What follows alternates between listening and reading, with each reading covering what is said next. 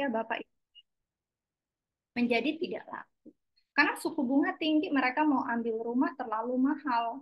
Sehingga pada akhirnya orang-orang menjadi enggan untuk beli properti. Jadi sektor-sektor di sini yang terkena dampaknya ini harus teman-teman perhatikan. Jadi pada saat beli saham, kebijakan-kebijakan itu akan sangat-sangat mempengaruhi. Wah, suku bunganya sekarang lagi naik atau turun nih. Nah, itu akan berpengaruh ke sektor mana? Perbankan, asuransi dan multi finance. Contoh, Bapak Ibu mungkin pernah dengar saham Bevin gitu ya. Kita ada multi finance. Jadi kalau misalnya suku bunganya tinggi, orang nggak jadi beli mobil, nggak jadi ambil kreditan, nah multi finance nggak jadi dapat uang, maka sentimennya kurang baik ke sektor tersebut. Sama sektor properti, real estate ya, suku bunganya tinggi, orang mau beli rumah, wah nggak jadi, suku bunganya tinggi. Udah, artinya dampak ke sektor properti menjadi tidak baik. Itulah mengapa kita lihat untuk pergerakan saham sektor properti beberapa waktu ini, mulai dari tahun lalu sampai dengan saat ini, kalau kita lihat trennya ya, beberapa itu masih turun. Sekarang harga sahamnya mereka agak mulai bangkit ya, kayak BSDE itu sudah mulai rebound karena ada peluang penurunan suku bunga di akhir tahun. Jadi kalau suku bunga turun, positif untuk sektor-sektor ini. Ya, ini bisa dicatat nih. Jadi nanti Bapak Ibu misal mau beli saham, dengar berita suku bunga akhir tahun diturunin, diturunkan gitu. Berarti sentimennya adalah positif. Kalau suku bunganya dinaikkan, berarti sentimennya adalah negatif. Suku bunga naik, sentimennya negatif. Suku bunga turun, sentimennya positif. Jadi kalau Bapak Ibu mau beli saham di sektor-sektor ini ya, kayak keuangan, bank, asuransi, multifinance adalah momentumnya kapan? Pada saat suku bunga akan diturunkan. Makanya saham-saham perbankan sempat rebound kan ya di bulan Agustus kemarin karena rencananya akan ada penurunan suku bunga nanti di September ini. Kita tinggal tunggu waktunya. Gitu ya. Jadi kurang lebih seperti itu untuk paparan suku bunga. Dampaknya ke pasar saham bagaimana? Sektor yang dirugikan dari kenaikan suku bunga. Sektor properti tentunya kembali lagi saya terangkan bunga KPR jadi lebih tinggi. Siapa yang mau ambil rumahnya nggak berani dong mereka. Wah nanti kalau aku ambil nggak bisa kebayar gimana. Udah terlanjur DP-nya tinggi. Nah ini adalah curhatan-curhatan orang-orang yang ibaratnya mereka mau ambil properti itu langsung pikir dua tiga kali. Ya. Nah ini nilai tukar rupiah. Sektor yang terdampak secara langsung barang konsumsi, retail, ya Bapak Ibu, rumah sakit dan farmasi. Loh, apa hubungannya nilai tukar rupiah dengan rumah sakit, dengan farmasi ya? Nah, balik lagi kayak yang tadi sempat aku sampaikan ya, bahwa nilai tukar rupiah ini digunakan sebagai alat tukar kan ya untuk membayar. Nah, Bapak Ibu, rumah sakit dan farmasi, alat-alat kesehatannya yang digunakan, kemudian juga obat-obatan yang digunakan untuk meracik ya. Jadi kita itu biasanya impor. Kita impor bahan baku obat diracik di Indonesia, baru dijual. Sehingga kalau dolarnya makin mahal juga biaya untuk kita beli bahan baku obat. Sehingga kalau nilai tukar rupiahnya mengalami pelemahan, dampaknya secara langsung adalah ke rumah sakit dan farmasi karena mereka berdasarkan data ya per tahun 2022 itu masih kisaran 70 sampai dengan 80% bahan bakunya mereka itu impor beli dari luar negeri. Jadi kalau nilai tukar rupiah kita makin melemah, dolarnya makin naik, makin mahal, waduh. Artinya makin makin mahal juga. Ya. Nah, inilah yang harus kita perhatikan. Sektor mana yang terdampak? Ya, sektor mana yang terdampak? Tentunya sektor farmasi dan rumah sakit. Nah, kalau berbicara terkait dengan sektor rumah sakit dan juga farmasi, Bapak Ibu sempat sempat merasakan kasus COVID, sempat merasakan kasus COVID yang mewabah ya, orang masuk rumah sakit penuh ya. Nah, kalau banyak orang sakit, nah ini sekaligus kita relate. Kalau banyak orang sakit, itu justru akan menjadi berkah bagi perusahaan farmasi dan hospital itu. Ini juga mungkin ini di luar dari nilai tukar rupiahnya.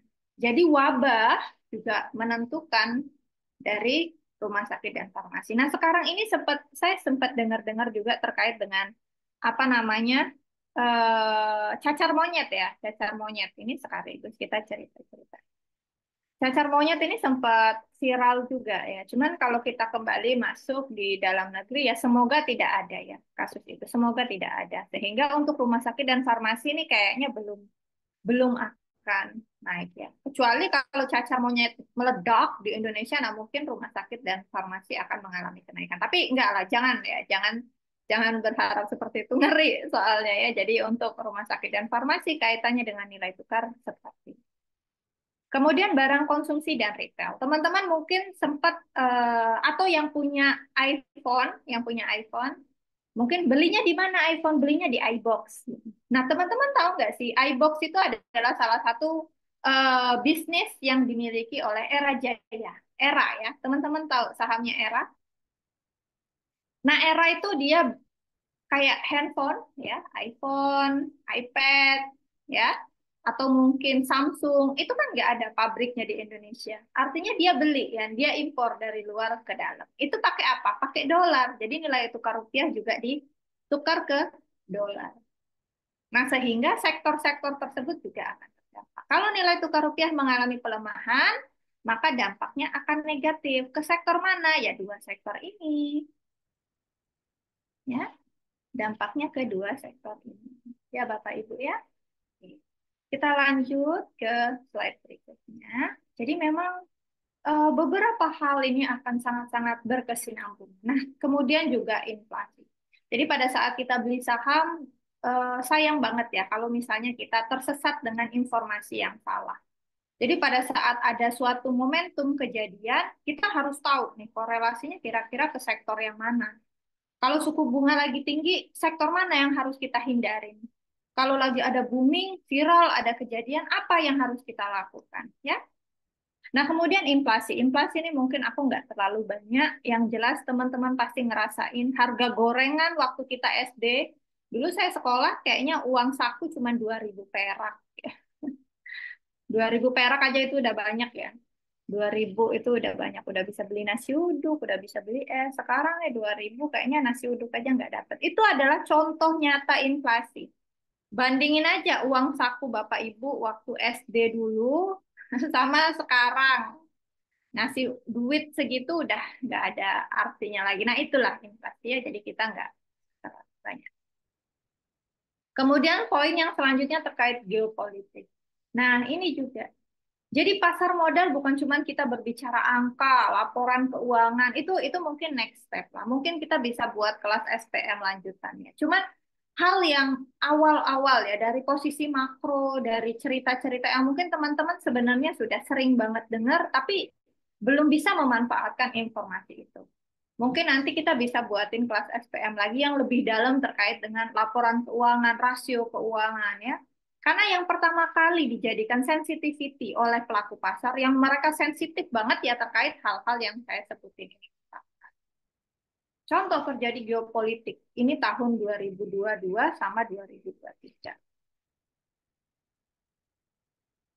Kalau kita lihat, oke, ini tadi saya dinotis sama Mas Ogi, berarti masih aman ya Mas Ogi ya? Oke.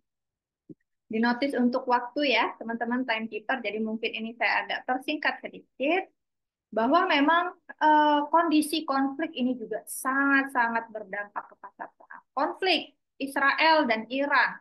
Kemudian konfliknya dampaknya kemana? Wah, dampaknya ternyata ke minyak mentah. Maka yang waktu itu buminya adalah minyak mentah. Nah, hal-hal yang seperti inilah yang mungkin kita harus memanfaatkan. Kondisi geopolitik bukan cuma di luar negeri, tapi di dalam negeri juga mungkin kita harus perhatikan. Contoh sekarang, di dalam negeri kita masih fokus terkait dengan politik, politik terkait dengan pergantian, peralihan, ataupun transisi kepemimpinan presiden. Itu juga menjadi kasus yang harus kita perhatikan. Ya Bapak Ibu, bukan cuma kita lihat dari posisi fundamental, tapi politik juga memegang peran sangat-sangat penting ke pergerakan market.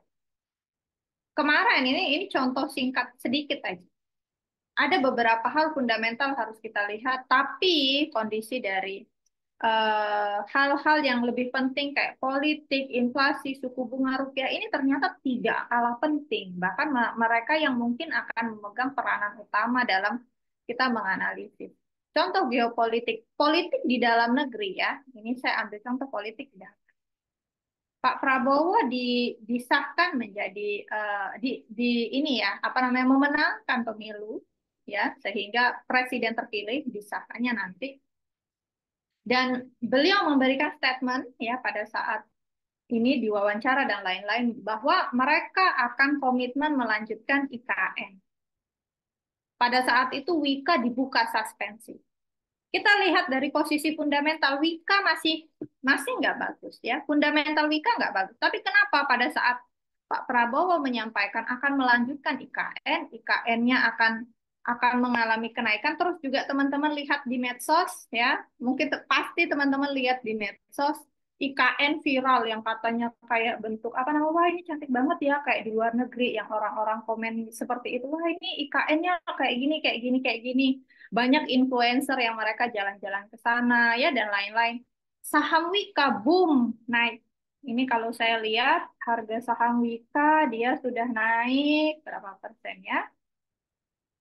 Secara year to date, nah ini sejak dianya dibuka ya sampai dengan saat ini 3 bulan ke belakang aja, Bapak Ibu lihat harga saham Wika sudah naik 300%. Padahal kalau kita lihat secara fundamentalnya masih masih kurang kurang baik ya. Dari posisi cash flow pun mereka belum belum yang benar-benar aman. Posisi hutangnya juga masih dalam tahap restrukturisasi yang artinya dari sisi fundamentalnya tidak sesolid saham banking misal kita compare ya. Contoh kita compare lah kinerja perusahaan Wika compare sama kinerja perusahaan BBCA misal Bank BCA. Bagusan BBCA kan kinerjanya, tapi kenapa BBCA kenaikannya hanya mungkin 10-5%, sedangkan Wika naiknya sampai 300%.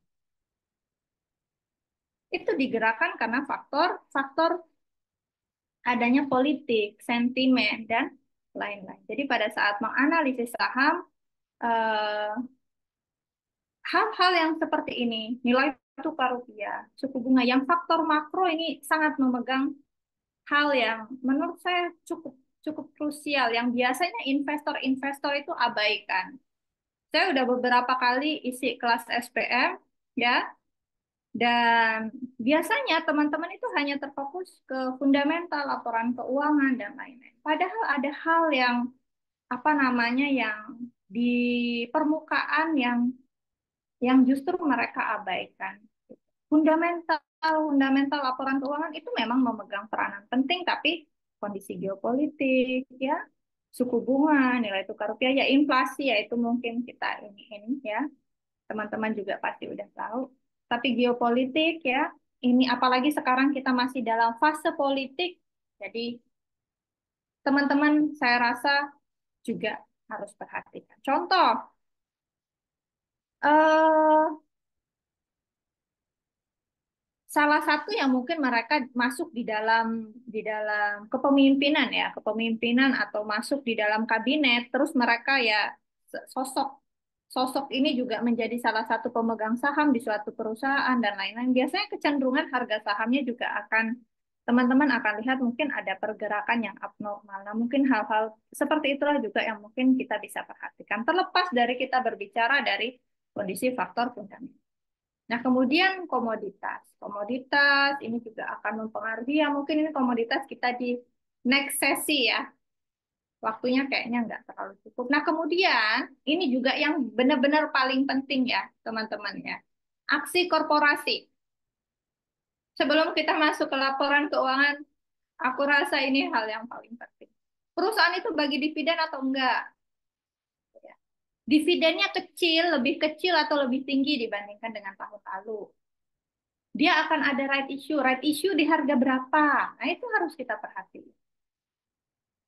Right issue tujuannya untuk apa?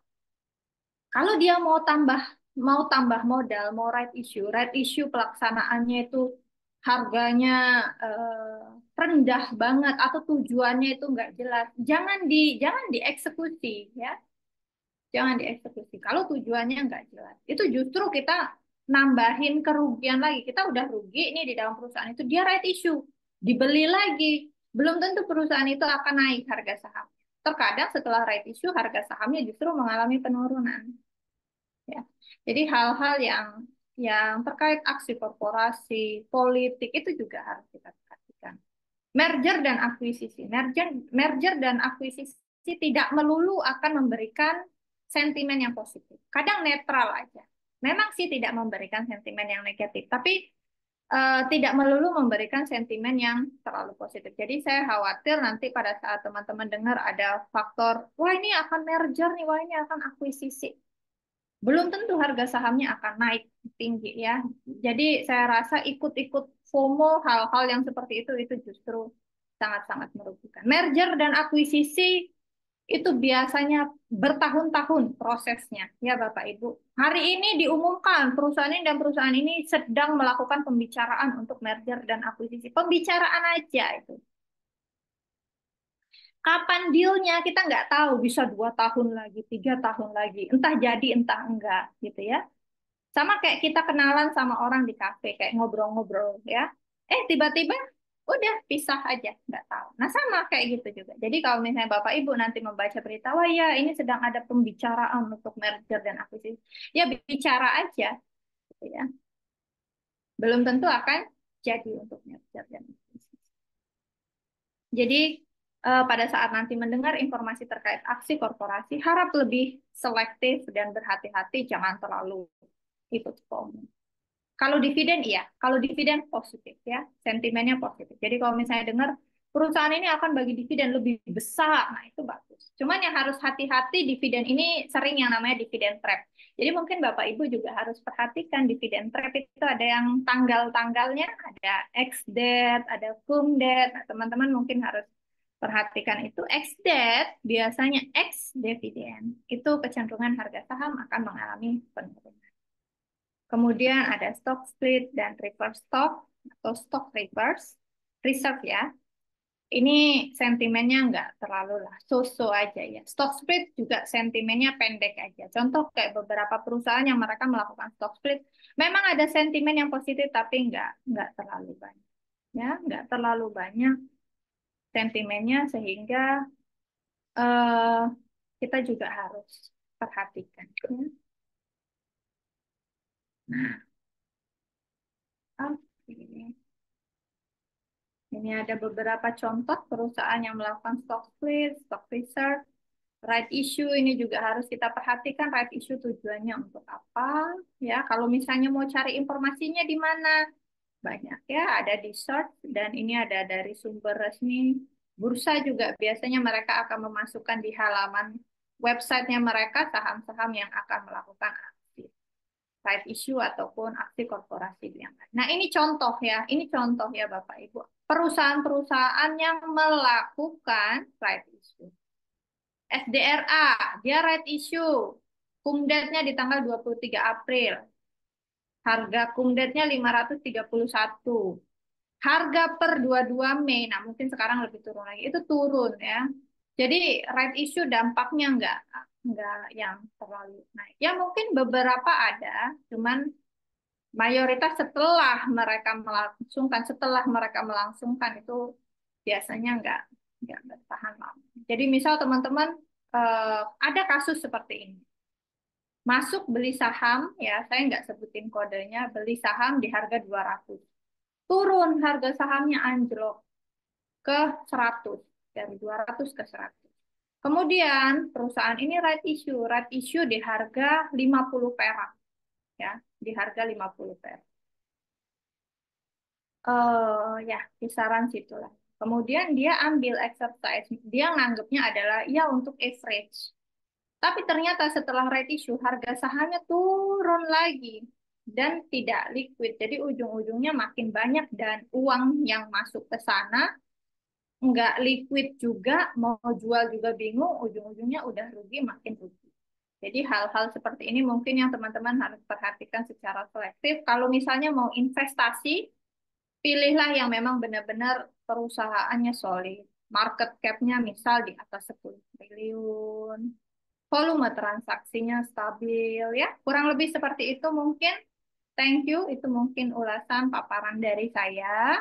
Selebihnya saya akan kembalikan ke Mas Ogi. Silakan Mas Ogi.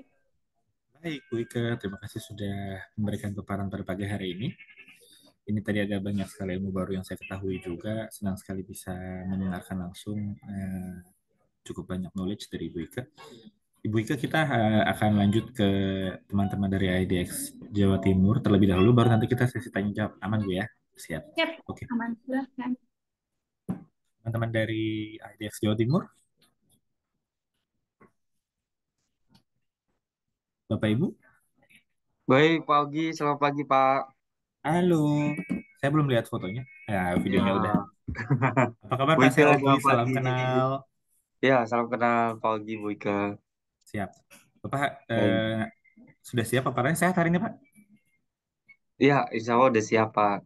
Siap. Oke, semoga nanti lancar. Nanti habis sesi Bapak kita tanya jawab, Pak ya. Ada paparan Boleh. sedikit tentang Siminvest baru tanya jawab.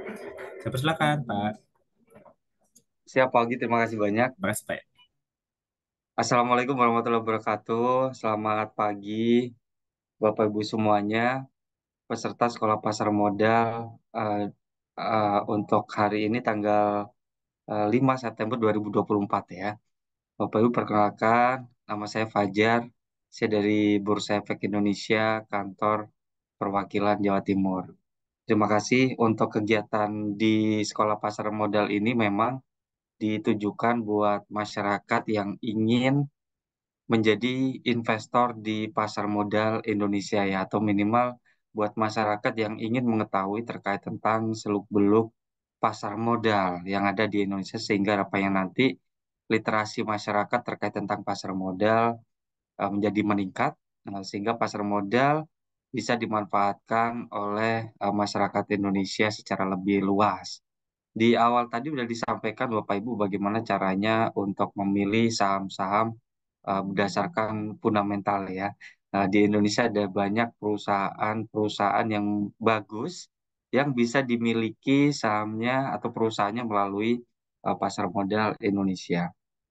Nah, untuk kegiatan sekolah pasar modal ini memang nanti ada dari PT Sinarmas Sekuritas tadi Bu Iko sudah menyampaikan.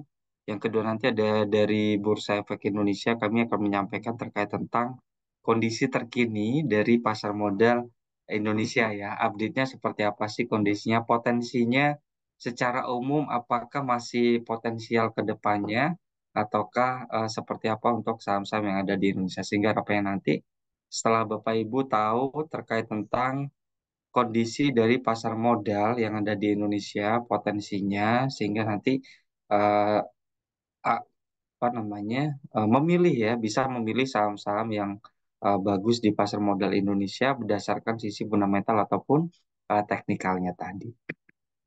Baik, Bapak Ibu, untuk peserta sekolah pasar modal yang ada di yang untuk mengikuti kegiatan kali ini. Nanti Bursa Efek Indonesia kita untuk kegiatan kali ini tidak hanya sekedar materi sebenarnya. Harapannya adalah Bapak Ibu bisa langsung mempraktekkan untuk materi-materi yang sudah kita sampaikan di sini, yang sudah kami sharing di sini. Dan nanti ada, oleh karena itu ya, nanti Bapak Ibu akan dibukakan rekening untuk semua peserta yang berhasil buka rekening. Nanti Bursa akan memberikan top up modal awal yang bisa digunakan Bapak Ibu sebagai eh, untuk pembelian pertama kali ya saham-saham yang ada di Indonesia. Nanti untuk membuka rekening akan dibantu oleh PT Sinarmas Sekuritas.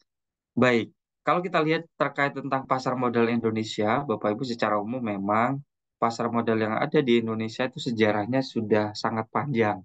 Bahkan pasar modal yang ada di Indonesia itu termasuk pasar modal yang tertua keempat di Asia. Memang adanya pasar modal yang ada di Indonesia itu didasari karena memang sejak dulu Indonesia mempunyai potensi sumber daya alam yang baik, sehingga pasar modal ini digunakan menjadi salah satu yang fasilitas ya untuk sebagai pendanaan untuk perusahaan-perusahaan Belanda dulunya untuk bisa lebih berekspansi, dan juga dari sisi kedua adalah dari sisi investasinya. Sehingga kalau kita lihat perkembangan pasar modal yang ada di Indonesia itu bisa kita lihat indikatornya dari dua sisi. Yang pertama adalah dari sisi investornya, yang kedua adalah dari sisi pendanaan. Kalau dari sisi pendanaan bisa kita lihat dari pertumbuhan jumlah perusahaan baru yang tercatat di pasar modal Indonesia.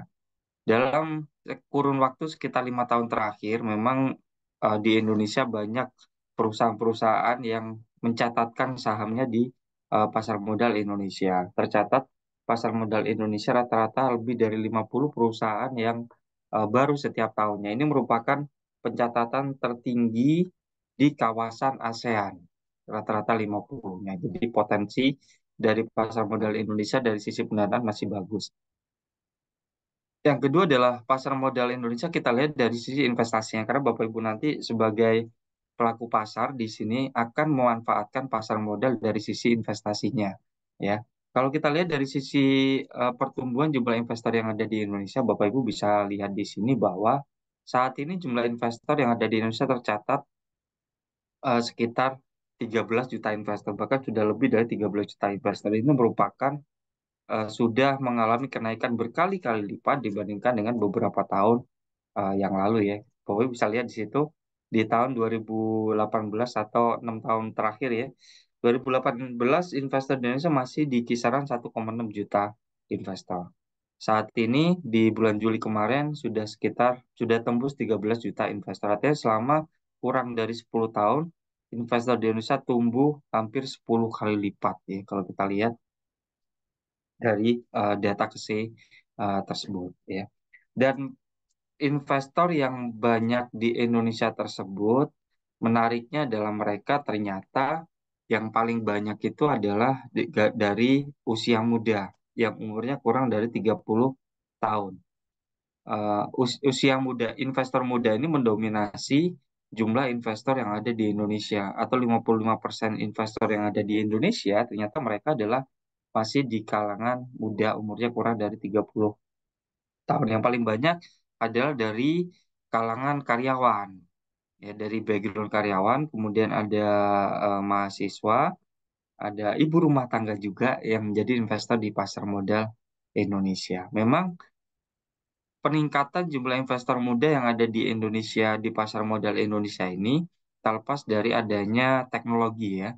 Bapak Ibu, kita tahu bahwa tadi pertumbuhan yang paling banyak di pasar modal Indonesia terjadi lonjakan investor itu pada tahun 2020-2021, di mana di saat itu ada COVID ya, dan membuat masyarakat yang ada di Indonesia itu mencari alternatif tambahan penghasilan yang lain. Nah, pasar modal menjanjikan eh, apa namanya keuntungan ya, menjanjikan dapat digunakan sebagai salah satu alternatif untuk bisa mendapatkan penghasilan tambahan dari keuntungan melakukan investasi saham. Dan juga investasi pada waktu itu sudah bisa dilakukan secara online, dan penyebaran informasinya pada saat itu memang dibantu oleh banyak pihak ya, sehingga generasi muda yang sudah melek terhadap media sosial dan macam-macam ini, mereka ikutan menjadi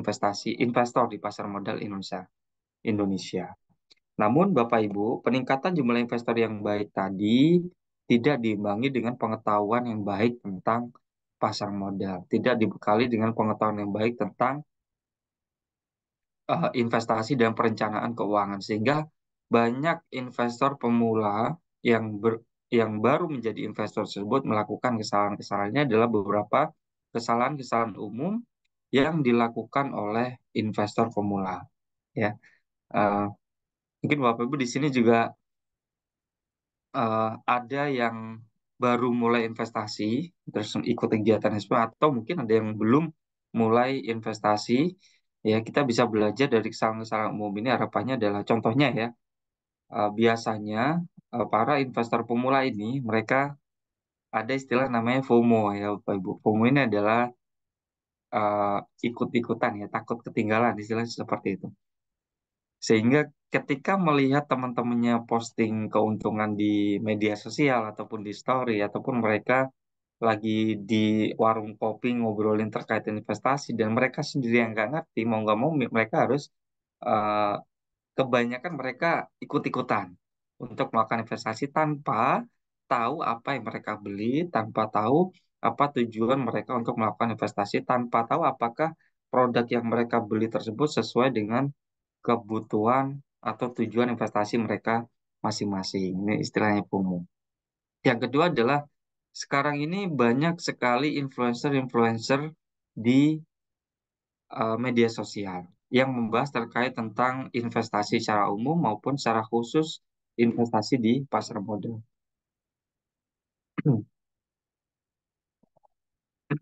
Di pasar modal ya. Dan banyak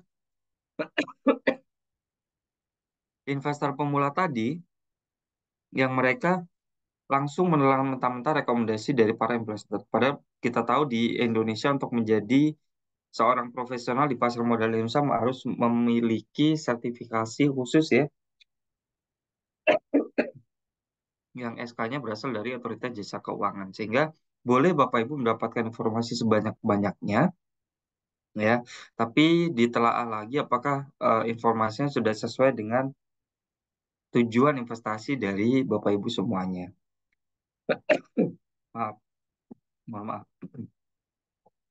Kemudian Bapak Ibu kalau kita lihat dari kesalahan yang lain itu contoh lain adalah tidak punya trading atau investing plan ya. Ini alasannya memang karena mereka belum tahu. Sehingga kalau mereka nggak tahu apa yang mereka beli, mereka nggak tahu belinya apakah produk ini untuk jangka pendek ataukah produk ini untuk jangka panjang gitu ya. Mereka asal beli aja, biasanya ikut-ikutan teman, FOMO tadi, dan ujung-ujungnya tidak sesuai dengan yang mereka harapkan, di luar ekspektasi yang mereka. Karena mereka nggak punya trading plan. Nah, simpelnya trading plan-nya adalah investasi apakah untuk jangka pendek ataukah untuk jangka panjang. Terima kasih. Gitu, Bapak Ibu. Dan melalui kegiatan sekolah pasar modal ini harapannya adalah Bapak Ibu tidak mengulangi kesalahan-kesalahan umum ini. Bapak Ibu bisa belajar dari kesalahan ini sehingga bisa menjadi investor yang lebih baik lagi di masa depan. Yang tujuan untuk investasi itu adalah mendapatkan keuntungan itu bisa tercapai ya. Ya, investasi tujuannya adalah untuk mendapatkan keuntungan. Makanya Bursa Efek Indonesia punya jargon namanya 3P. Ini buat Bapak Ibu belajar lebih mudah ya. Ada step-stepnya, simpelnya kayak gitu ya. Jadi sebelum mulai investasi, Bapak Ibu harus paham dulu. Apa yang perlu dipahami di sini adalah memahami diri sendiri dan memahami produk apa yang akan dibeli. Yang kedua adalah di mana dan bagaimana Bapak Ibu membeli produk-produk yang sudah sesuai dengan tujuan kita tersebut. Dan yang kedua adalah setelah dibeli harus tetap dipantau. Jadi 3P ini adalah sebuah ini ya apa kayak langkah-langkah simpel gitu biar Bapak Ibu gampang ingatnya. Nah, di P yang pertama, paham sebenarnya yang harus dipahami di sini adalah diri kita sendiri, Bapak Ibu. Karena yang membutuhkan investasi itu adalah diri kita sendiri dan kebutuhan untuk melakukan investasi berapa banyak investasi berapa dan yang kita miliki itu yang kita tahu adalah diri kita sendiri. Tadi di awal kesalahanmu adalah mereka banyak pakai dana utang, padahal mereka belum punya dana, tapi mereka memaksakan dengan leverage, artinya pakai dana utang. Yang kedua adalah memahami produknya. Sehingga untuk menjawab pertanyaan paham ini, ada satu pertanyaan yang harus Bapak Ibu jawab tadi ya, yaitu mengapa sih Bapak Ibu perlu untuk melakukan investasi. Nah, untuk menjawab pertanyaan ini seharusnya setiap masyarakat yang ingin melakukan investasi atau yang punya rencana di masa depan atau punya keinginan-keinginan di masa depan seharusnya mereka punya alasan kenapa mereka melakukan investasi. Nah, biar simpelnya, logika sederhana kenapa investasi itu penting, kita bisa lihat di video berikutnya. Kita akan saksikan bareng-bareng video logika sederhana pentingnya investasi berikut. Guys, mau punya mobil, punya rumah sendiri, liburan ke Iceland, S2 di Amrik? Gampang kok, asal ada duitnya. Ya iyalah, masa belinya nggak pakai duit? Masalahnya tabungan kita bakal cukup nggak? Oke, kita nabung tiap bulan, bahkan sampai hemat-hemat demi masa depan. Tapi, apa 5-10 tahun lagi harga barang-barang masih sama? Coba deh ingat-ingat, waktu kita kecil dulu, harga mie instan sebungkus berapa? Harga minuman botol berapa? Dulu, gopek doang kita udah bisa dapat mie instan sebungkus. 10 tahun kemudian, sekarang 2.000 sampai 2.500. Padahal barangnya masih sama loh. Kok bisa? Nah, ini yang namanya inflasi. Harga barang terus naik sehingga nilai uang makin menurun. Efeknya apa sih ke tabungan? Misalnya, kita nabung dengan bunga 5% per tahun. Tapi dalam 10 tahun terakhir, rata-rata inflasinya 6,1%. Jadi, uang kita malah kepotong 1,1%. Rugi dong. Kalau kita punya pendapatan tetap, tetapi masih mengandalkan tabungan, inflasi akan jadi bencana. Jumlah yang diterima dan ditabung akan relatif tetap, sedangkan harga barang terus melambung tinggi. Mau nabung sebanyak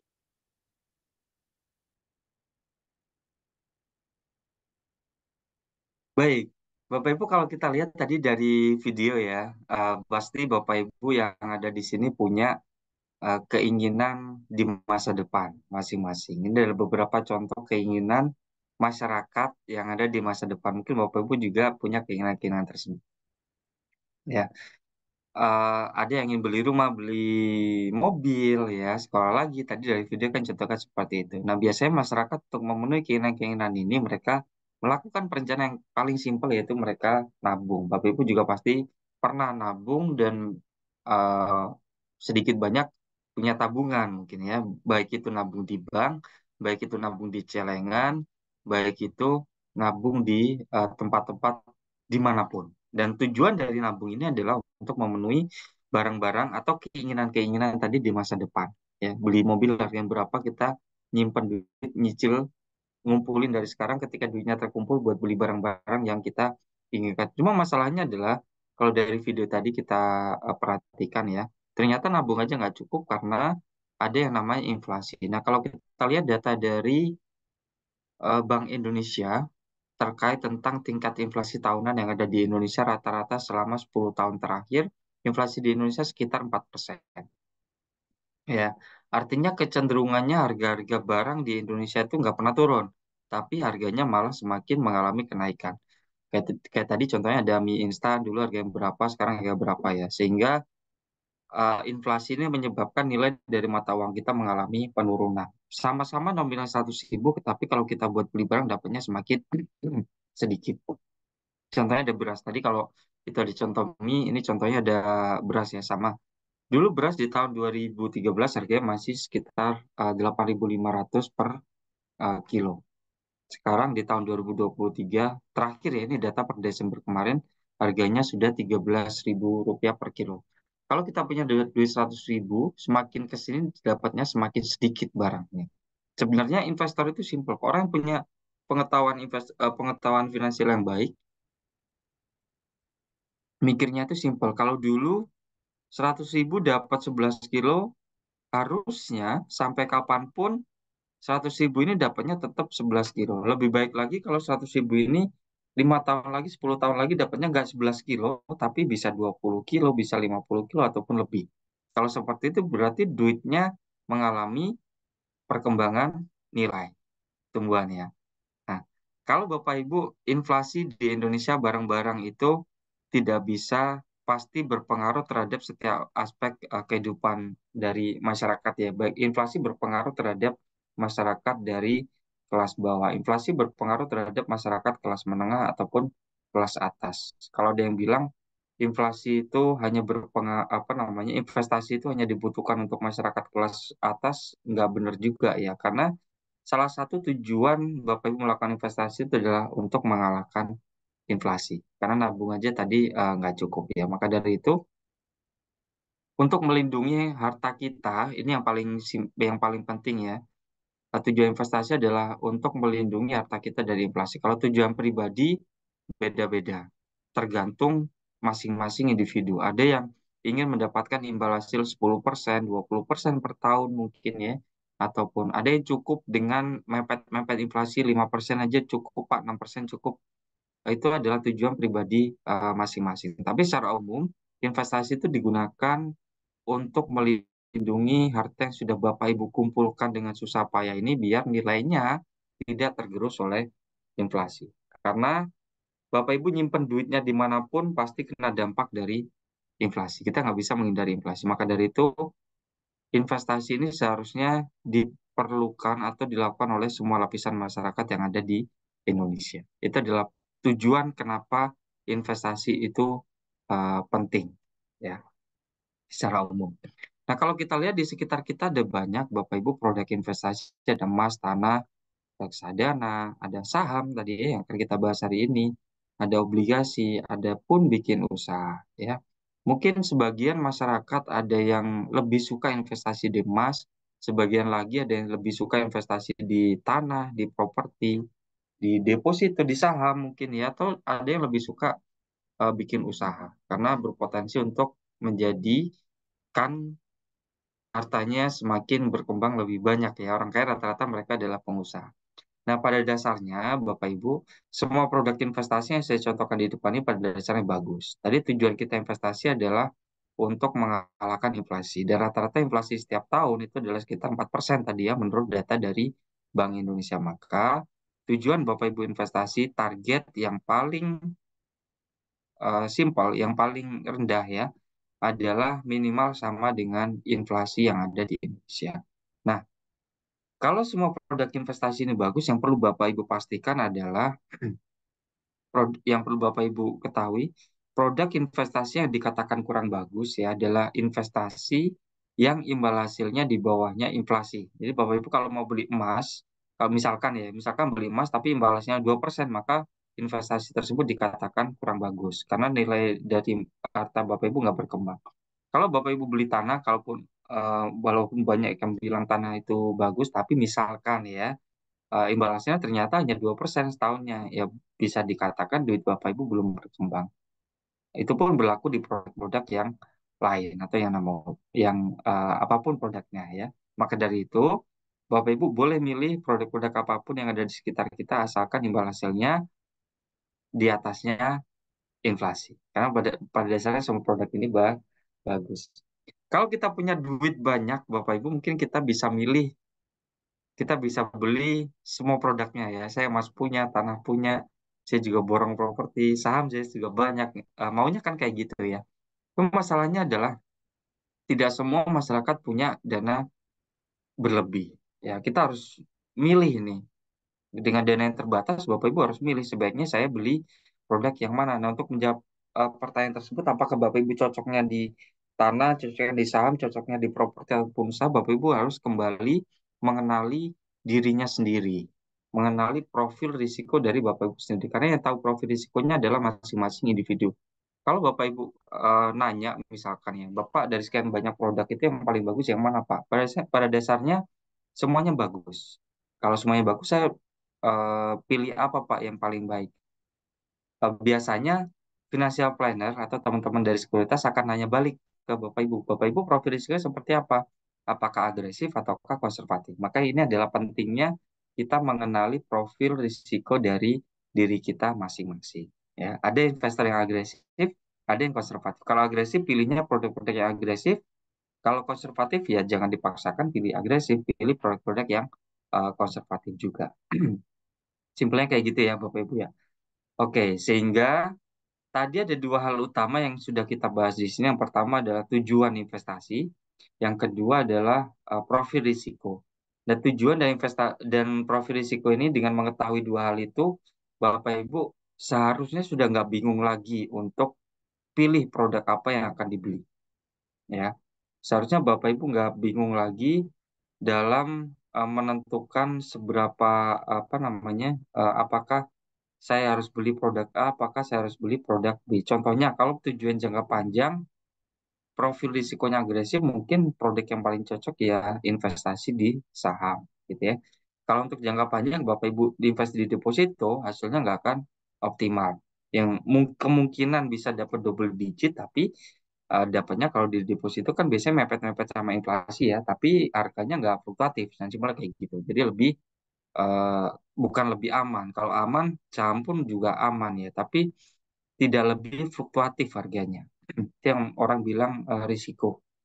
Tapi kalau keamanan di industri keuangan, saya kira semuanya sudah diawasi oleh OJK. Ya, Bapak Ibu bahkan nanti juga akan dibukakan rekening atas nama investor masing-masing. Oke ya. Bapak Ibu, ini dua hal tadi yang harus Bapak Ibu ini apa namanya? Ketahui, yang diingat-ingat ya, untuk menentukan mana produk yang cocok buat Bapak Ibu beli, termasuk produk di pasar modal ya. Untuk pemilihan produknya tadi sudah disampaikan untuk secara fundamental.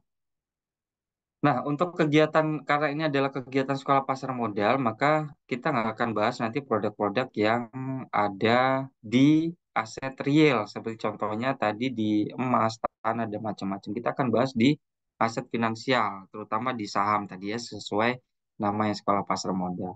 Nah, saham adalah salah satu produk yang diperdagangkan di pasar modal Indonesia.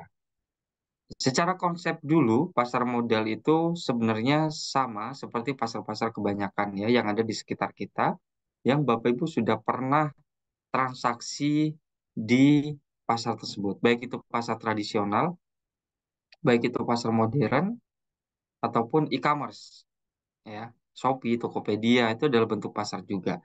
Kalau kita lihat, pasar modal ini dari zaman Belanda dulu sampai sekarang secara konsep nggak berubah kok. Kalau di pasar ada penjual pembeli, di pasar modal juga ada penjual dan pembeli juga sama. Ya, cuman sebutannya investor jual dan investor beli.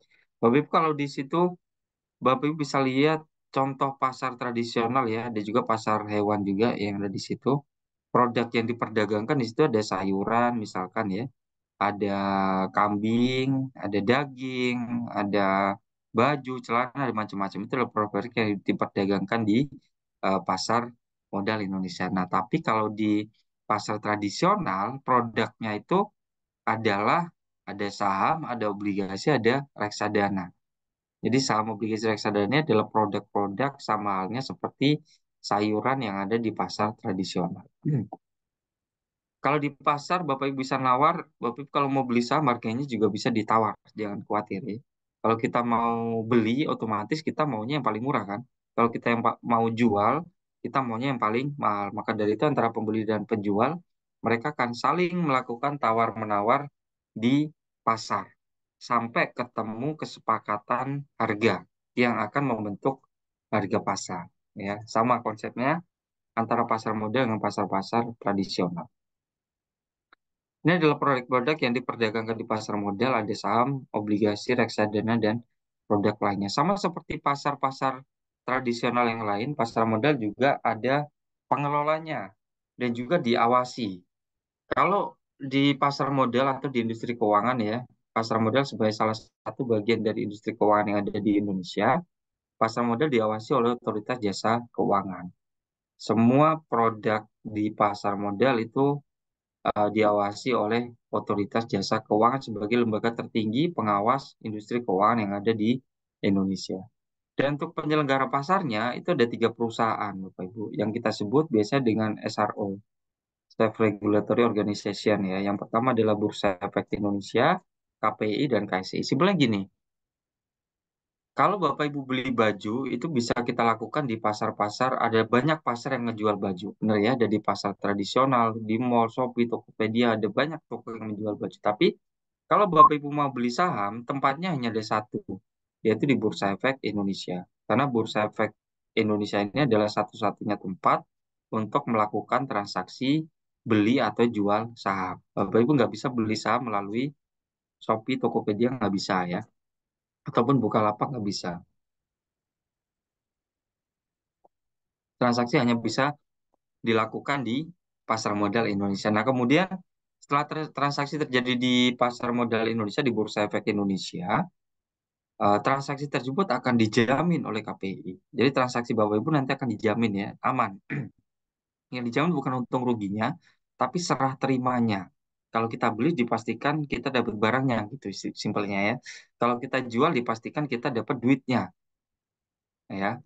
Yang ketiga setelah dijamin oleh KPI maka akan di clearing akan disimpan di bank yang dikoordinir oleh Kustodian Sentral Efek Indonesia atau Bank Kastedi ya. Banknya apa aja? Ada banyak. Bursa Efek kerjasama dengan 14 bank yang ada di Indonesia. Ada Bank BCA, BRI, BNI, Sinarmas, macam-macam ya. Nanti Bapak Ibu akan dibantu oleh PT Sinarmas Sekuritas untuk buka rekening ya. Karena walaupun pasarnya di bursa, Bapak Ibu nggak bisa datang ke bursa untuk melakukan transaksi. Akan dibantu oleh perusahaan sekuritas. Salah satunya adalah PT Sinarmas Sekuritas yang hari ini nanti akan membantu Bapak Ibu buka rekening saham. Ya, banknya apa? Silakan nanti dipilih ya, yang kerjasama dengan PT Sinarmas Sekuritas. Oke, salah satu produk yang diperdagangkan di pasar modal Indonesia itu adalah saham. Saham itu adalah bukti kepemilikan sebuah perusahaan yang merupakan klaim atas penghasilan dan ini perseroannya. Simpelnya adalah saham itu bukti kepemilikan. Kalau kita memiliki perusahaan, apa yang membuktikan kalau Bapak Ibu memiliki perusahaan? Buktinya adalah sertifikat saham gitu ya. Yang diperjualbelikan adalah sertifikatnya. Yang dibalik nama itu adalah sertifikatnya. Oke, karena Bapak Ibu menjadi pemilik, makanya ketika perusahaan ini untung, maka untungnya akan dibagikan kepada pemilik perusahaan. Ya, kalau perusahaannya sudah bentuk PT, pemiliknya bisa lebih dari satu orang. Kalau perusahaan sudah terbuka, berarti perusahaan tersebut dimiliki oleh lebih dari 300 pihak, 300 orang ya, bisa seperti itu. Minimal pembelian saham adalah satu lot atau 100 lembar saham. Bisa kita lihat di situ. Dan keuntungan yang ada di saham itu adalah capital gain dan juga ada lagi dividen. Ya, dividen itu adalah klaim atas penghasilan. Tadi ketika perusahaan untung, sebagian keuntungan akan dibagikan kepada pemegang saham. Dan karena sifatnya kepemilikan ya, maka bisa disimpan sampai kapanpun ketika selama perusahaan masih ada. Makanya investasi di perusahaan ya atau dengan cara membeli kepemilikan yang berupa saham tadi namanya ya, itu bisa digunakan untuk investasi jangka panjang. Tadi kan di awal ada tujuan dulu apakah Bapak Ibu mau investasi jangka pendek ataukah jangka panjang. Ya saham bisa digunakan untuk kedua jenis investasi tersebut.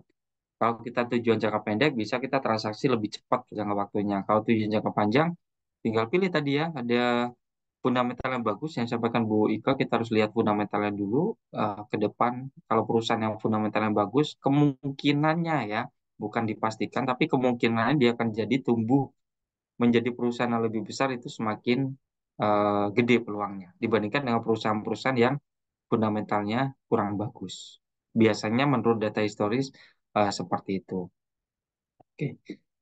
Kondisinya seperti apa sih pasar modal di Indonesia sampai dengan tanggal sekarang ya? Ini adalah penutupan Bursa Efek Indonesia pada tanggal 4 September 2024 kemarin.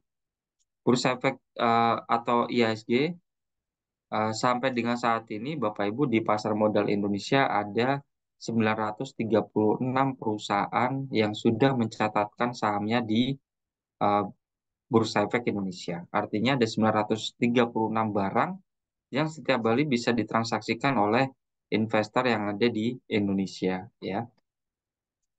Dari 936 tersebut apakah semua perusahaan bagus? Enggak ya. Ada perusahaan-perusahaan yang mereka mungkin lagi struggling, ada perusahaan yang memang fundamental udah bagus, perusahaannya udah gede ya. Bursa Efek udah bantu pilih-pilihin dan pilah-pilahin di situ ya.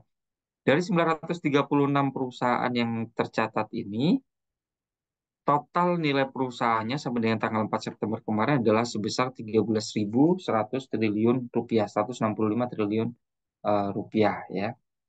Dengan rata-rata transaksi di bursa sekitar 11,4 triliun rupiah. Perdagangan di Bursa Efek Indonesia dalam satu hari itu tercatat sekitar 11,4 triliun ini per tanggal 4 kemarin ya. Tapi kalau rata-rata year to date itu sekitar 12,6 triliun rupiah ya.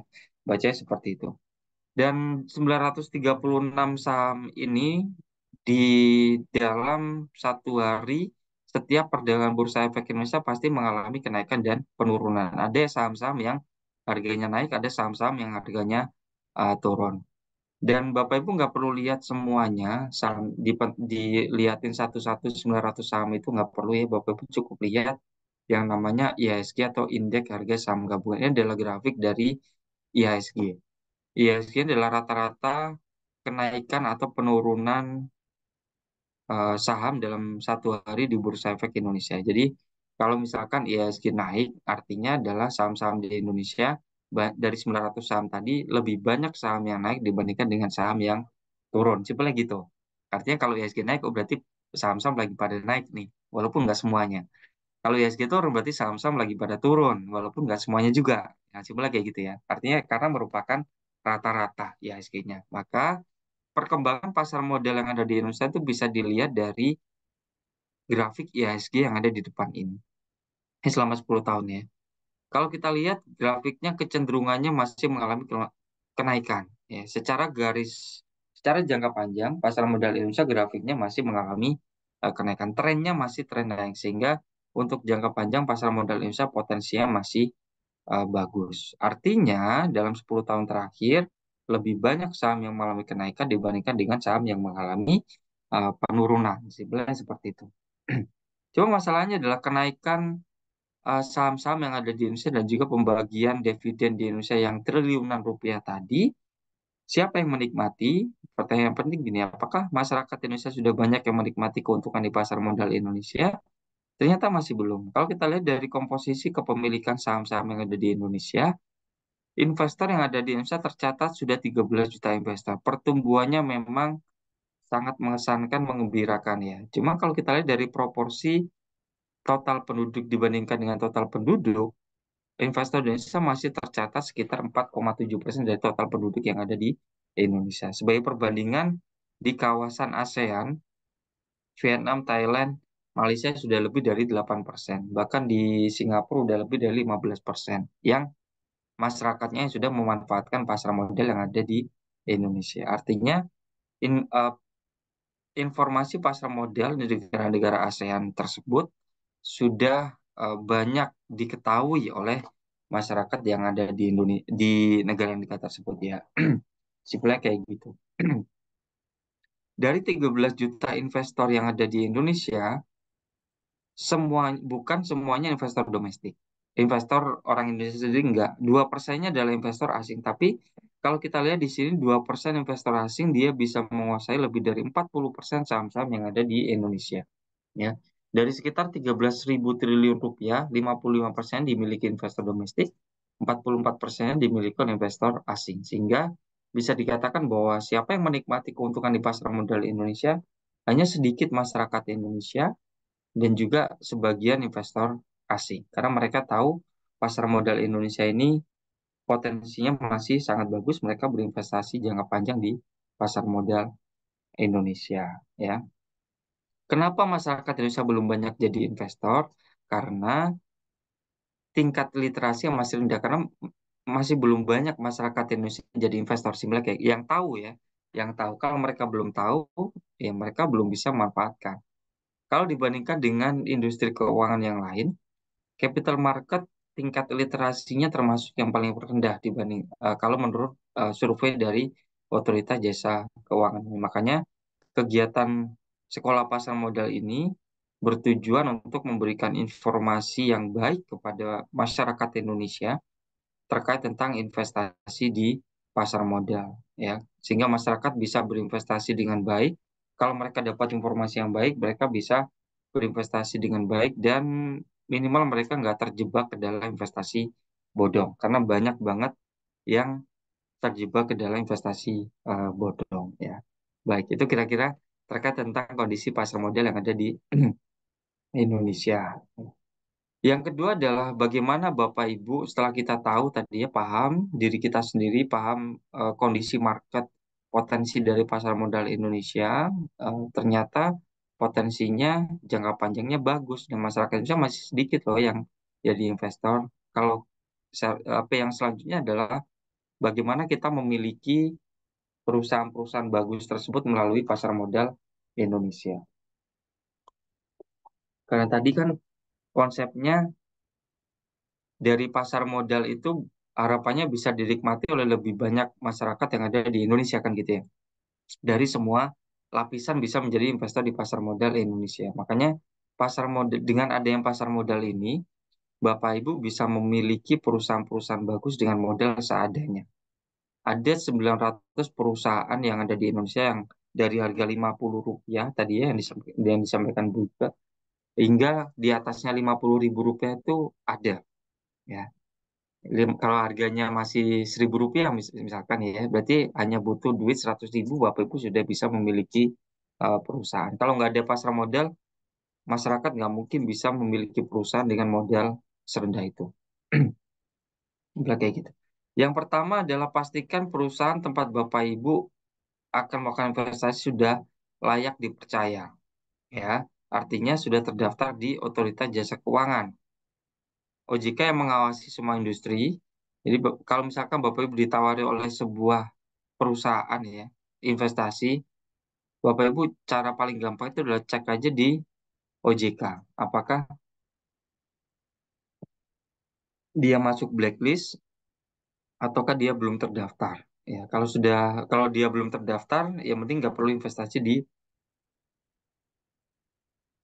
perusahaan tersebut. Ya, kemudian setelah perusahaannya sudah terdaftar di OJK, maka kita kalau mau beli saham nggak boleh ngawur. Tadi disampaikan oleh Bu Ika ya, ada analisa fundamental kinerja perusahaan yang isinya kita lihat kinerja keuangan, ada sentimen pasar juga ya.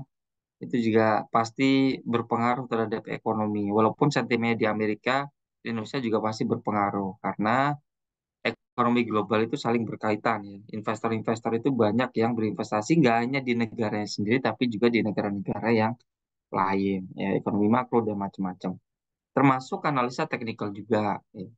Cuman masalahnya adalah Bapak Ibu, tidak semua masyarakat yang ada di Indonesia itu bisa baca laporan keuangan ya. Nah, susahnya kan gitu. Nggak semua masyarakat yang ada di Indonesia itu bisa baca analisa teknikal.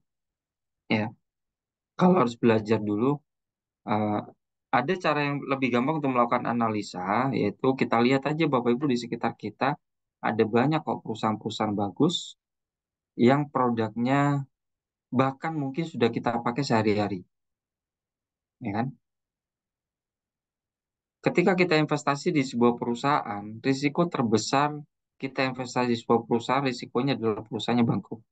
Nah, Bapak Ibu bisa lihat dari perusahaan-perusahaan besar-besar yang ada di Indonesia ini, mereka tetap ada potensi risiko bangkrut tetap ada. Cuman mungkin risikonya lebih kecil dibandingkan dengan perusahaan-perusahaan yang mungkin belum sebesar BCA, BNI, Mandiri, Indofood, ya, ada Cleo kalau di Jawa Timur, ada Gudang Garam, ada Telkom Indonesia. Artinya adalah selama produk-produk ini Bapak Ibu masih sering pakai setiap harinya, maka potensi mereka untuk ruginya, untuk apa bangkrutnya itu adalah kecil. Semakin banyak masyarakat Indonesia yang pakai, maka produknya perusahaannya semakin tumbuh dan berkembang. Simpelnya seperti itu. Dan kalau Bapak Ibu hanya sebagai konsumen, Bapak Ibu nggak akan mendapatkan keuntungan secara finansial.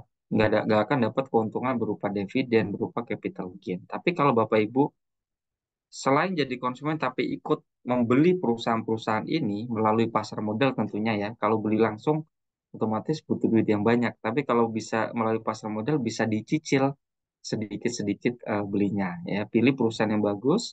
Nanti sambil jalan untuk mengasah analisa kita ya. Kita belajar bareng-bareng bersama, mungkin ada banyak komunitas ya. Sinarmas juga ada komunitas. Nanti kita belajar fundamental, Bapak Ibu belajar ditekuni lagi teknikalnya, sehingga harapannya dalam kita milih itu semakin terukur. Ya, kita milih sahamnya semakin terukur didasarkan memang dari analisa-analisa yang sudah kita tentukan sebelumnya disesuaikan dengan tujuan investasi masing-masing investor gitu ya. Sekitar kita banyak kok perusahaan-perusahaan bagus. Bursa Efek juga udah pilihin, ada banyak sekali indeks, totalnya ada sekitar 38 indeks yang ada di Bursa Efek Indonesia. Menggunakan indeks ini simpelnya gimana sih, Bapak Ibu? Kalau misalkan milih dari 900 perusahaan, saya ingin tahu mana perusahaan-perusahaan yang paling gede market cap-nya. Nah, Bapak bisa milih di IDX 30. Itu kumpulan 30 saham dengan likuiditas tinggi dan fundamental yang baik. Simpelnya kayak gitu. Udah dipilihin sama Bursa Efek Indonesia dari berbagai kriteria. Contohnya kayak saya ingin investasi di saham-saham syariah. Ada yang namanya Jakarta Islamic Index. Saya mau investasi di perusahaan-perusahaan yang dia concern terhadap lingkungan hidup misalkan ya. Itu ada saham-saham yang masuk ke dalam indeks RI KHT. Atau Bapak Ibu tujuan investasinya untuk mendapatkan dividen. Bursa Efek udah pilihin ada namanya IDX High Dividend 20 perusahaan yang setiap tahunnya selalu bagi dividen. Jadi nggak perlu Bapak Ibu lihat 900-nya, cukup lihat di IDX High Dividend tersebut udah ada 20 perusahaannya ya. Ini adalah 20 perusahaan dengan market cap paling besar di Bursa Efek Indonesia. Tadi market cap total 900 perusahaan kan 13.000 triliun ya. Yang paling besar ini data per Juli. Ada Bank BCA 1.200 triliun rupiah, Brand ada 1.100, Aman Mineral, ada TPIA, Bank BRI, Big Bank rata-rata Big Four ya, Bank rata-rata mereka udah dan mereka udah masuk ke market cap terbesar. Ada Indofood, produknya Indomie, ada Alfamart ya, Alfamart kita sering belanja di Alfamart. Itu adalah perusahaan-perusahaan dengan market cap terbesar di Bursa Efek Indonesia. Oke. Yang ketiga adalah pantau. Kita harus ingat bahwa pasar modal itu dinamis, artinya pantau nggak, kalau tujuannya investasi jangka panjang, kita pantau bisa berkala, Bapak Ibu. Karena kegiatan ekonomi itu harus kita pantau terus, dan pasar modal itu dinamis, investasi itu nggak instan. Ya, kalau kenapa nggak di pasar modal itu perusahaan-perusahaan tadi sekelas BCA, Man Mineral, ada Bank BRI, ada Indofood, Alfamart, mereka nggak menjadi perusahaan gede seperti sekarang ini nggak dalam waktu 1-2 hari, 1-2 malam. Mereka butuh waktu bertahun-tahun. Nah, itu pentingnya Bapak Ibu pilih investasi di perusahaan yang fundamental bagus, karena fundamental bagus dalam jangka panjang ada potensi pertumbuhan yang lebih besar dibandingkan dengan perusahaan-perusahaan yang fundamentalnya kurang bagus. Investasi untuk jangka panjang orientasinya, dan pasar modal bisa membantu Bapak Ibu untuk mencapai tujuan investasi di masa depan tersebut. Ya, Bapak Ibu itu mungkin yang dapat kami sampaikan. Harapannya adalah kami doakan nanti Bapak Ibu bisa menjadi investor yang sukses semuanya di pasar modal Indonesia. Sekian dari saya, terima kasih banyak. Wassalamualaikum warahmatullahi wabarakatuh. Waalaikumsalam warahmatullahi wabarakatuh. Terima kasih Pak. Itu tadi paparannya dari teman-teman Bursa Efek Indonesia yang di chapter Jawa Timur di Surabaya. Selanjutnya kami akan mengajak teman-teman cabang Sinarmas Sekuritas di Jawa Timur di Surabaya. Apakah sudah tersedia teman-teman? Pak Edwin?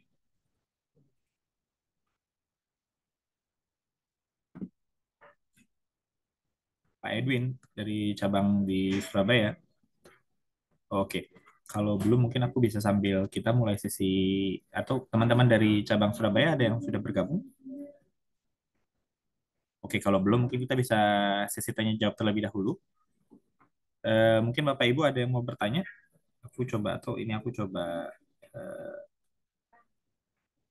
ini pertanyaannya sejauh ini memang masih belum ada.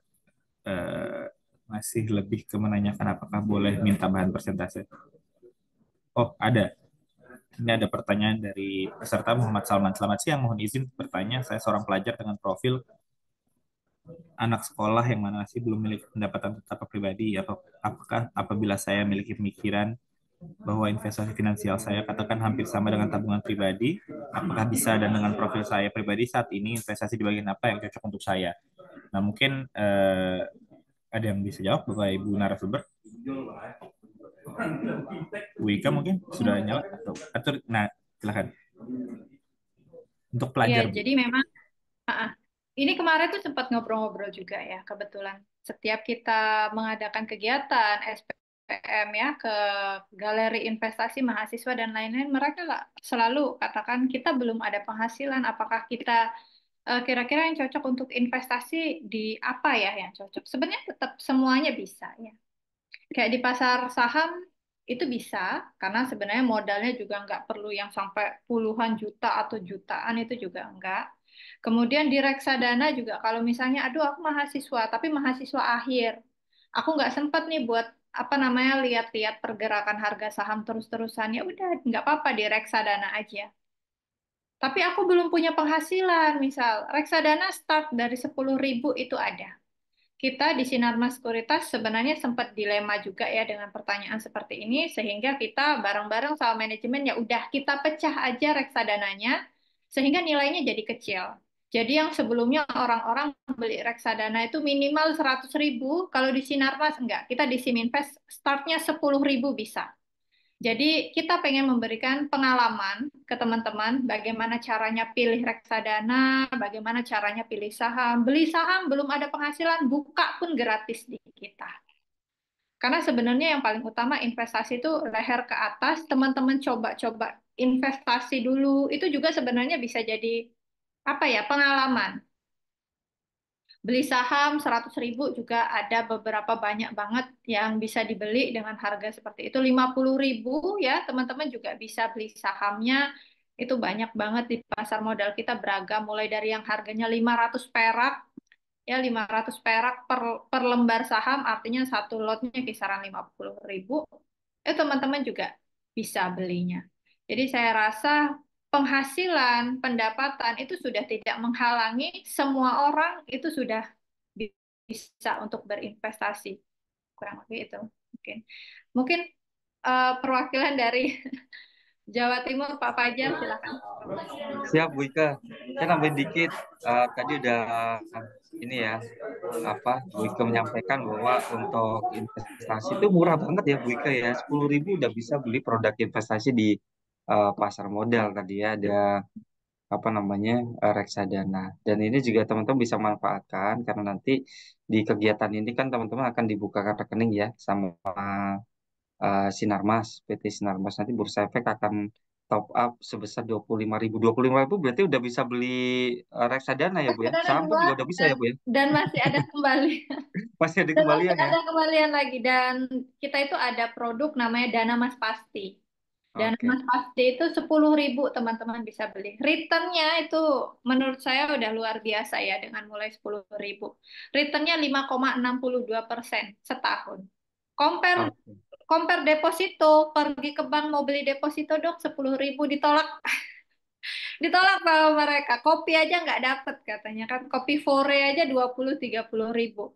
Ini reksadana 10.000. Dan returnnya sama dengan deposito. Deposito start beli berapa? 100-150 juta ke bank. Jadi saya rasa udah enak banget lah investasi sekarang. Mau beli reksadana dengan return 5,6%, dibanding dengan deposito harus ke bank. Terus kalau mau narik ada pajak lagi depositonya. Terus nunggu dulu biasanya berapa hari itu disiapin oleh pihak bank.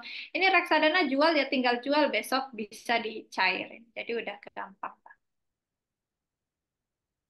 Oke, baik. Itu bagi mungkin tambahannya Bu. Baik, terima kasih. Terima kasih untuk jawabannya, Bapak-Bapak. Ini tadi sudah bicara tentang mulai membuka rekening. Nah, kebetulan ini kita ada Pak Ivan dan Pak Bimo. Pak Ivan dan Pak Bimo sudah bersama dengan kami. Iya, Oke, silahkan Pak.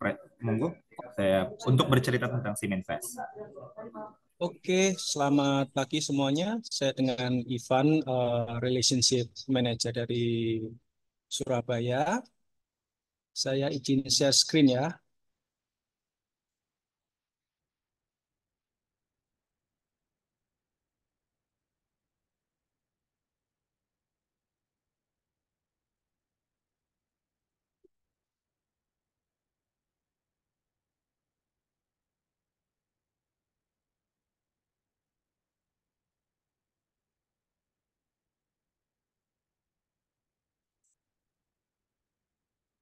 Sudah nampak Bapak Ibu?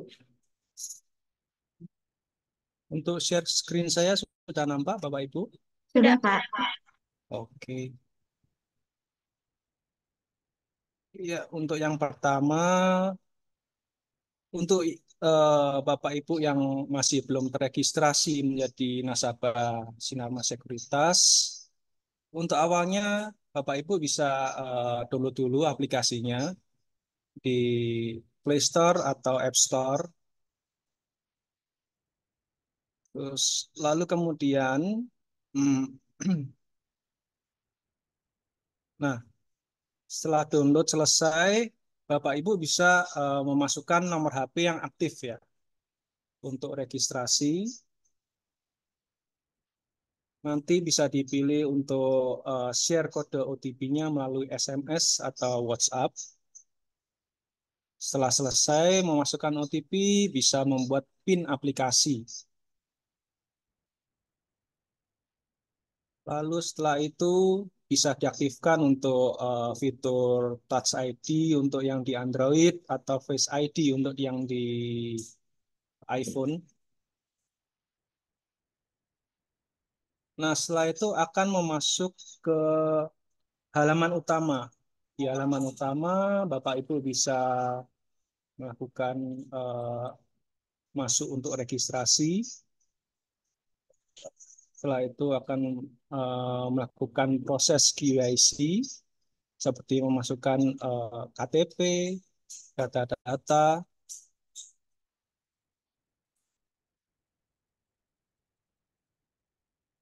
Nah, ini untuk cara top up-nya. Nanti setelah Bapak Ibu melakukan registrasi, memasukkan data KYC, nanti akan ada eh, mendapat email untuk melakukan aktivasi akun, pembuatan user ID, password, dan PIN transaksi. Setelah itu selesai dan tidak ada kendala dalam data yang Bapak Ibu masukkan atau inputkan, nanti akan muncul RDN, yaitu rekening dana nasabah, di mana Bapak Ibu untuk penempatan dananya nanti untuk transaksi saham. Bisa top up melalui rekeningnya masing-masing.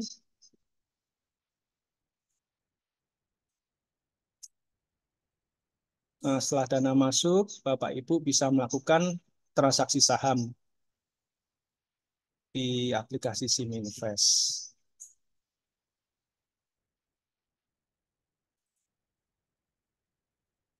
Nah, di dalam di SIMINVEST itu ada fitur-fitur yang menarik ya Bapak Ibu ya.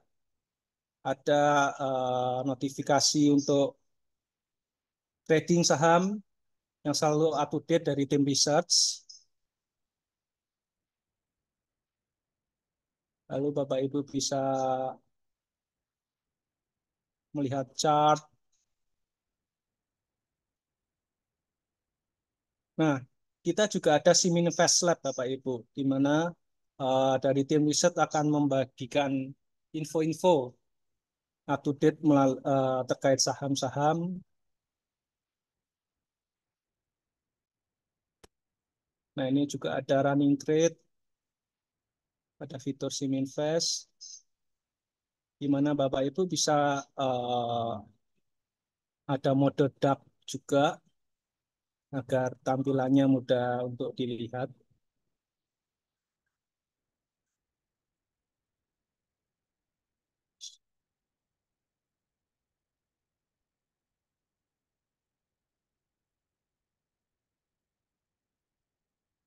Nah, ini ada update kalender untuk event-event corporate action seperti right issue, dividen, atau tender offer, dan juga ada IPO.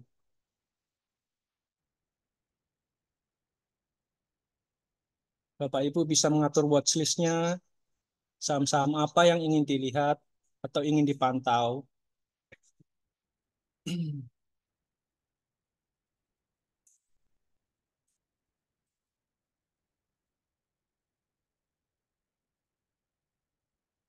Sini Invest juga Bapak Ibu bisa memantau fundamental dari saham-saham yang Ibu pantau seperti saham BCA, Bank Sinarmas, atau watchlist Bapak Ibu yang inginkan.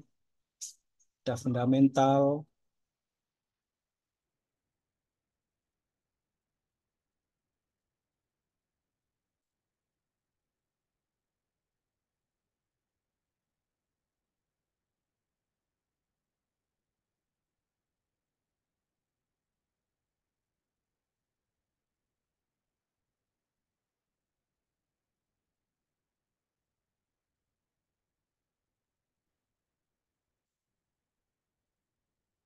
Nah, jika Bapak Ibu sudah ada transaksi saham, Bapak Ibu juga bisa memantau portofolio sahamnya di bagian menu portofolio seperti ini, di mana Bapak Ibu bisa mengetahui average, profit loss.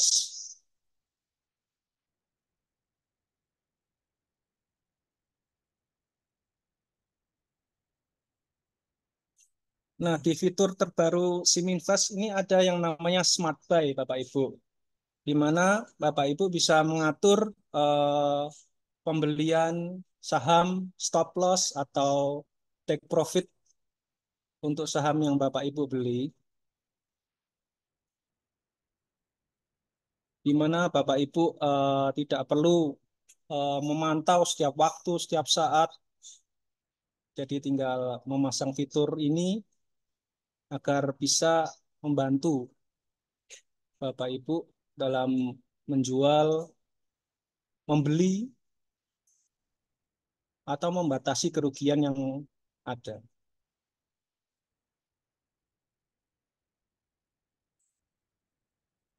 Nah, di Siminvest ini Bapak Ibu juga bisa membeli reksadana. Reksadana unggulan kami itu ada di reksadana Dana Mas Stabil, dan di Siminvest juga ada yang namanya reksadana Dana Mas Pasti, di mana minimal pembeliannya hanya di 10.000 dengan imbal hasil yang rata-rata 1 tahun bisa di 5-7%.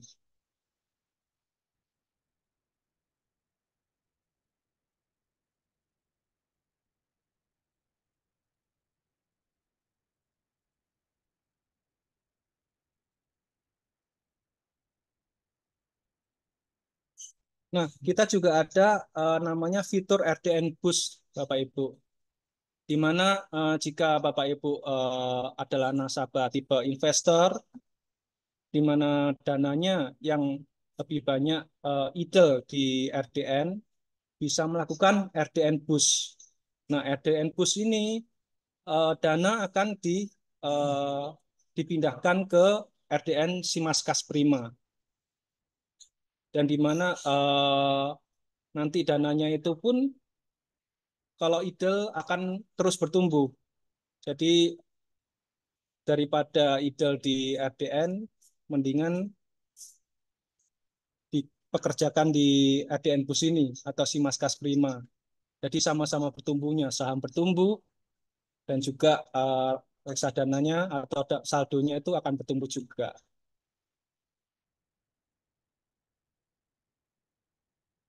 Oke, itu aja. Saya juga akan share langkah-langkahnya di uh, bagian chat ya Bapak Ibu ya. Nanti akan saya share juga kontak-kontak salesnya yang Bapak Ibu bisa pilih. Ada saya, Ivan, atau Pak Bimo ya.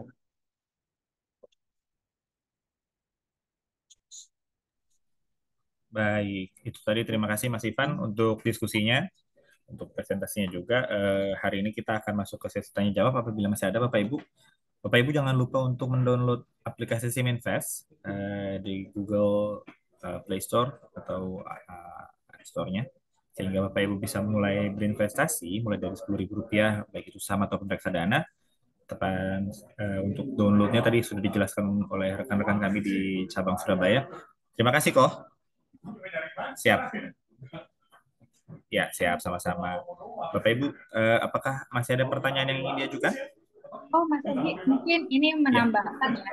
ya. Jadi nanti saya ingin mengingatkan untuk teman-teman yang mau registrasi, kalau pakai kacamata dilepas dulu. Karena kita registrasinya kan online ya. Terus make sure cahayanya ya. Kalau misalnya di dalam ruangannya kayaknya agak apa namanya cahayanya agak redup gitu, boleh keluar dulu. Karena ini beberapa kendala yang memang terjadi ya di beberapa wilayah. Karena kita sekarang kan sistemnya udah online semuanya. Jadi nanti waktu selfie ya cahayanya harus baik. kemudian kacamatanya juga dilepas ya Bapak Ibu. Terus pada saat nanti foto dokumen juga usahakan cahayanya cukup terang ya, karena kalau misalnya gelap atau apa biasanya dia nggak kedetek dan malah nanti teman-teman jadi PR harus melakukan kelengkapan lagi, padahal udah lengkap gitu. Tapi karena mungkin cahaya atau mungkin lupa lepas kacamata, jadi harusnya wah kok kurang lengkap apa lagi, padahal udah lengkap gitu ya. Jadi mungkin itu tipsnya. Terus untuk teman-teman mahasiswa, jangan lupa menyiapkan KTP orang tua. Kalau misalnya memang sumber pendapatannya kan masih ditransfer nih dari orang tua, itu kan harus melampirkan, jadi KTP-nya juga ada. Kalau misalnya, aduh kak aku anak rantau, misal kayak gitu. Ya udah, teman-teman kan biasanya ada tuh yang kayak cewek-cewek atau apa. Biasanya kan ada online shop atau apa itu bisa dilampirkan. Nah, kalau misalnya sudah punya usaha kayak online shop atau apa itu tidak perlu melampirkan KTP. Untuk sedisi sedang ini kan? Paling itu aja Ya. tips ya. Sedisi sedang ini kan? Oke. Terima kasih Bu Ika untuk penjelasannya Bapak Ibu sekalian. Apabila nanti ada kesulitan dalam mengunduh aplikasi ataupun mungkin proses KYC, verifikasi, kami akan dengan senang hati membantu lewat rekan kami Ivan dan Bimo yang nomornya sudah ada di chat. Please let us know bagaimana kami bisa membantu proses Bapak Ibu untuk bisa memulai berinvestasi. Untuk teman-teman yang terhadir, kami mengucapkan terima kasih karena sepertinya tidak ada pertanyaan lagi. Terima kasih untuk semua narasumber. Saya Ogi dari Sinarmas Sekuritas juga mengucapkan terima kasih. Sebentar, ada chat. Oh, apakah platform Siminvest sudah terdaftar OJK? Sudah terdaftar, betul. Kalau tidak terdaftar, tidak mungkin ada IDX hari ini, perwakilan Bursa Efek. Kami dilindungi oleh OJK juga, dan memang cukup rutin berinteraksi dengan OJK. Tenang saja. Apabila ada pertanyaan lain, tidak ada. Oke, terima kasih Bapak Ibu sudah hadir pada pagi hari ini. Keep in touch, boleh follow @sim_invest, Sinarmas Sekuritas dan Sinarmas Asset Management. Untuk pertanyaan lebih lanjut bisa di chat via Instagram direct message, nanti tim kami juga pasti akan menjawab. Ada nomor WhatsApp juga yang bisa dihubungi, sehingga Bapak Ibu bisa tetap berkomunikasi dan stay in touch with us. Terima kasih. Wassalamualaikum warahmatullahi wabarakatuh. Sampai jumpa lagi Bapak Ibu sekalian. Terima kasih. Terima kasih para narasumber. Terima kasih. Mohon izin live teman-teman. Selamat pagi.